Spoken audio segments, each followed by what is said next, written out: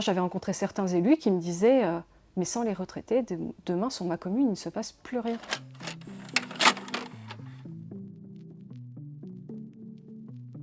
Hélène Blasquier, Revol, donc je suis docteur en géographie et je travaille à Vétagrosup, qui est une école d'agronomie près de Clermont-Ferrand à Landes, et dans l'unité mixte de recherche territoire.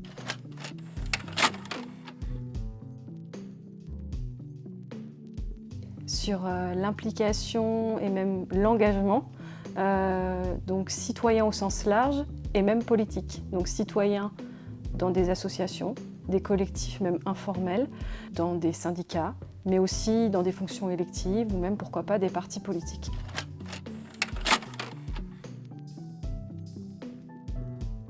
Alors ça m'a pris 3 ans et demi pour réaliser ce projet de recherche, en fait, on va dire, de longue haleine.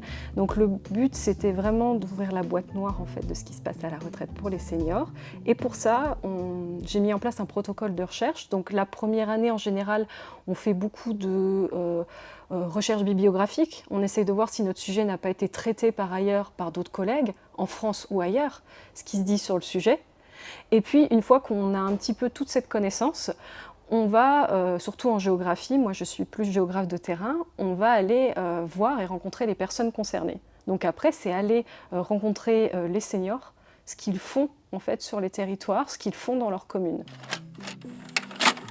Je suis rentrée par des communautés de communes, pour avoir un pool de communes, on va dire, sur lequel je puisse rencontrer pas mal de monde. Donc 3 communautés de communes, donc Billon Communauté, dans le Puy-de-Dôme. Dans le Cantal, c'est le Pays de Mauriac.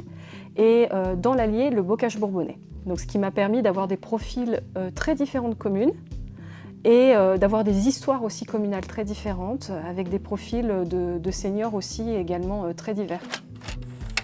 Et ben, les histoires sont un peu différentes. Par exemple, sur Billon Communauté, qui est la petite ville dynamique, où énormément de seniors sont impliqués.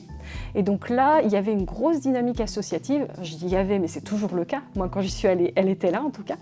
Et avec beaucoup de seniors impliqués. C'était plutôt des seniors issus aussi de mai 68 qui ont continué à la retraite leur engagement sous d'autres formes, parfois même environnementales. Le pays de Mauriac, dans le Cantal, on est plus sur des problématiques là autour de Mauriac, de mobilité, de désertification, de manque de services.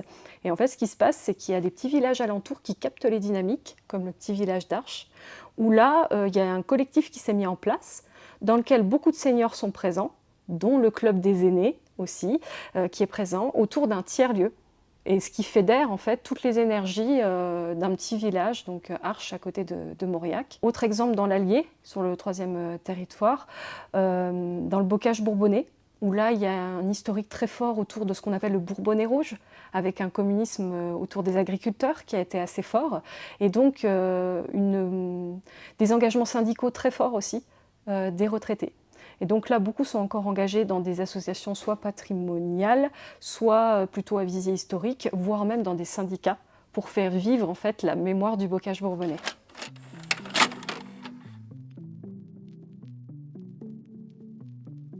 Alors en fait, ce sujet-là, il est intéressant du fait qu'on se rend compte que, en termes de politique publique, on ne sait pas ce que font les seniors entre le moment où ils prennent leur retraite et où, à un moment ou un autre, les politiques de dépendance rentrent en compte. Et ce qui fait qu'on a toujours cette image du senior qui va voyager, etc., qui part aux 4 coins de la planète, mais il y a beaucoup de seniors qui restent chez eux et qui font des choses dans la commune où ils vivent.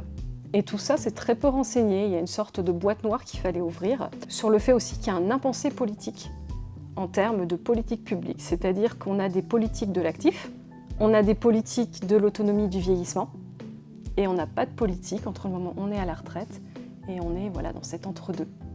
Donc se poser la question de se dire, est-ce qu'il faut des politiques publiques pour cet entre-deux?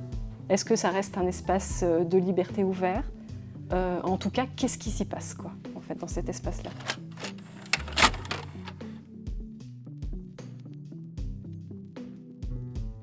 Alors après, on est un peu sur la ligne de crête, parce que le but n'est pas non plus d'instrumentaliser on va dire, ce que font les seniors. ne faudrait pas que demain ce soit un passage obligatoire à la retraite. Il faut s'engager, il faut aller dans un collectif citoyen. Là, c'était plutôt de donner à voir pour dire ces personnes-là, elles sont vues comme inactives par l'INSEE, mais elles font encore des choses. Ce sont des ressources. Ce sont des ressources pour certains territoires. Et d'ailleurs, j'avais rencontré certains élus qui me disaient mais sans les retraités, demain, sur ma commune, il ne se passe plus rien. Donc il y a aussi cette interrogation sur et demain, si ces personnes-là s'arrêtent, si le manque de bénévoles se fait ressentir, que vont advenir ces dynamiques, ces services, ces associations sur les territoires.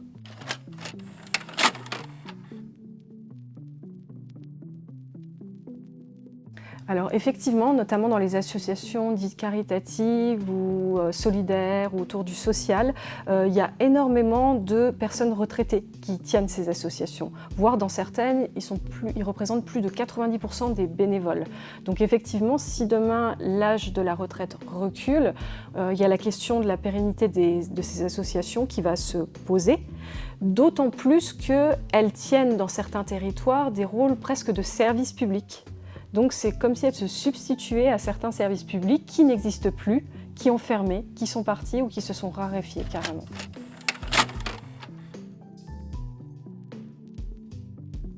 De pas seulement les voir comme une sorte de problème à gérer pour le territoire, parce que c'est un peu le discours ambiant. On parle de crise démographique, on parle de déclin, on parle de péril gris face au vieillissement. Le but était aussi de prendre conscience qu'on peut regarder les choses de manière un petit peu différente en fait. Et que finalement, les seniors, les retraités restent des citoyens comme les autres.